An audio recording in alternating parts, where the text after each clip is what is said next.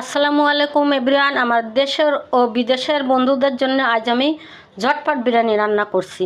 তো দেখেন কিভাবে বিরিয়ানি রান্না করতে হয়। আমি এবার মাংসটাকে ম্যারিনেট করে রাখবো। তা প্রথম আমি লবণ দিব, পরে একে একে সব মশলাগুলো দিয়ে আমি ম্যারিনেট করে রাখবো কিছু সময়। এবার আমি একটু পেঁয়াজ বাটা দিচ্ছি, একটু জিরা বাটা দিচ্ছি, একটু আদা বাটা, একটু রসুন বাটা, এগুলো দিয়ে আমি সুন্দরভাবে ম্যারিনেট করে রাখবো। এবার বিরিয়ানি মশলা দেওয়া হচ্ছে। দেখেন বিরিয়ানি মশলা দিলাম।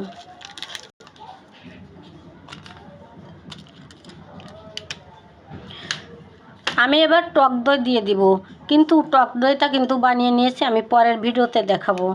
তো এবার আমার সুন্দর করে হাত দিয়ে মেখে ম্যারিনেট করে রাখছি। মাংসটা আমার ম্যারিনেট হয়ে গেছে, আমি এবার ফ্রিজে কিছু সময় রেখে দিব। এবার আমি চুলাতে একটা প্যান দিয়েছি, প্যান দিয়ে প্যানটা গরম হয়ে গেলে আমি কিছু সময় পরে তেল দিয়ে দিব। এবার আমি কড়াইয়ে তেল দিয়ে দিলাম, হালকা একটু তেল দিয়ে আমি বেরেস্তা করে নেব পেঁয়াজ দিয়ে। বেশি তেল হয়ে গেলে বেরেস্তা করতে একটু দেরি হয়ে যায়। তো এবার আমি পেঁয়াজ দিয়ে দিলাম।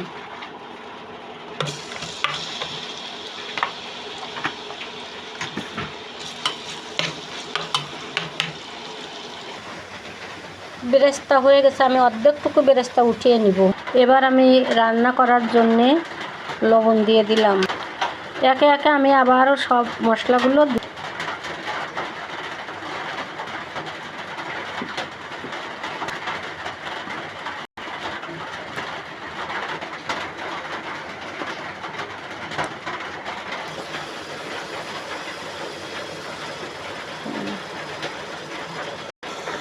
এবার আমার মাংস রান্নার মশলাটা তৈরি হয়ে গেছে। এখন আমি মাংসগুলো দিয়ে দিব।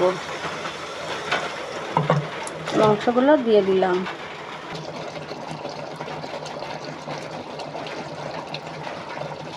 আমি এখন একটু লেবুর রস দিয়ে দিচ্ছি মাংসগুলো শক্ত করার জন্য। আমার মাংসটা কিন্তু রান্না হয়ে গেছে, আমি মাংসটা নামিয়ে নিলাম। এবার রাইসের চাউল ভেজে নিব। ঘি দিয়ে দিলাম।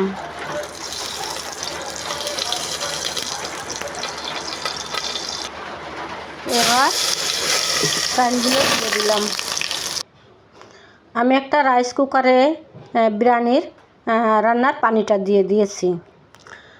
পানি গরম হয়ে গেছে। এবার আমি এর ভিতরে জয়ফল, জয়ত্রী, ইলাচ ফল, দারুচিনি সবই দিয়ে দিলাম।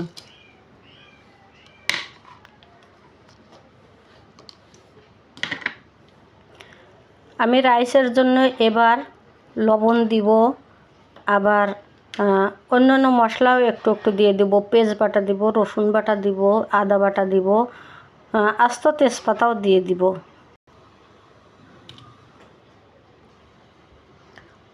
জিরা বাটা দিলাম, আদা বাটা দিলাম। বন্ধুরা, আপনারা সবসময় রাঁধুনি মশলাটা দিবেন। দেখবেন বিরিয়ানি রান্না করতে কি অন্য কিছু মাংস রান্না করতে গেলে সুন্দর একটা ফ্লেভার আসে, আর খাইতেও সুস্বাদু হয়। আমি এখন বিরিয়ানি মশলা দিয়ে দিলাম। রাইস কুকারটা এবার আমি ঢেকে দিলাম সব কিছু দেওয়ার পরে। এবার রাইসের জন্য চালগুলো দিয়ে দিলাম।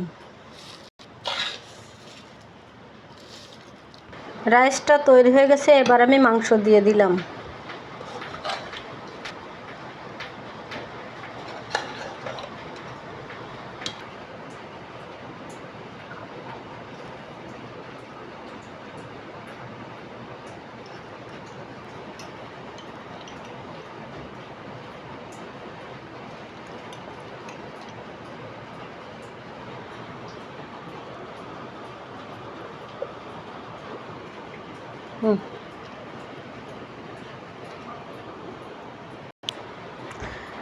বিরিয়ানিটা সম্পূর্ণ রেডি হয়ে গেছে। বন্ধুরা, আপনারা এভাবেই ট্রাই করবেন। আমার দেশ ও বিদেশের বন্ধুদের জন্য আসলে তাড়াহুড়ো করে এভাবে আপনারা বিরিয়ানি রান্না করবেন।